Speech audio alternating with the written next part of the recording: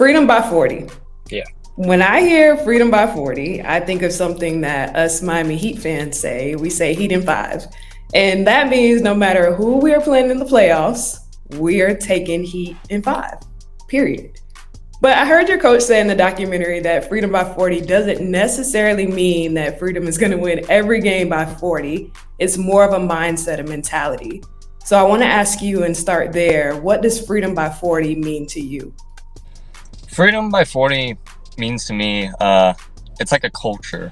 We just want to be the best versions of ourselves. Like, that's the mentality of freedom by 40. Like, just be the best version of yourself. If you were stranded somewhere, which teammate are you calling first to come get you? You got to know they're going to answer the phone. You got to know they're going to come save you. Who you calling? Terrence Honeywell. Okay. Why?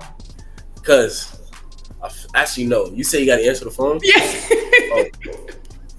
I thought you meant like somebody you can rely on, not answer the phone.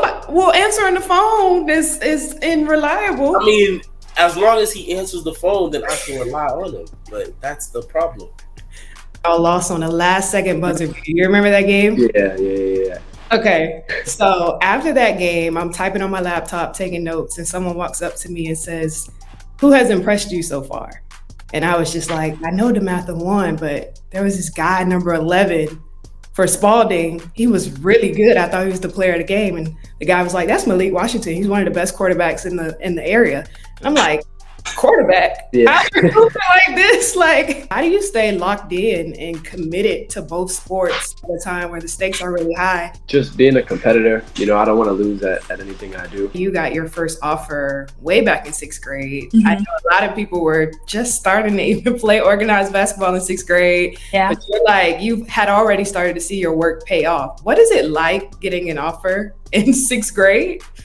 I think when you're that young, like, you don't really understand it. Like, for me, I was just like, okay, it's another day. And I've seen so much content about, again, your development over the summer and how you could be one of the most underrated players in your class. How would you describe yourself right now coming into this season? Do you feel underrated? Do you feel like you're right where you should be? Honestly, it doesn't matter too much to me. Whatever they see me as, whatever they see me as. And I'm just grateful to be on there. I've always been like the kid that wasn't, like, always looked at as like the best guy, or always been somewhat underlooked. So I'm just used to that outlook on stuff. So being acknowledged at all is cool to me.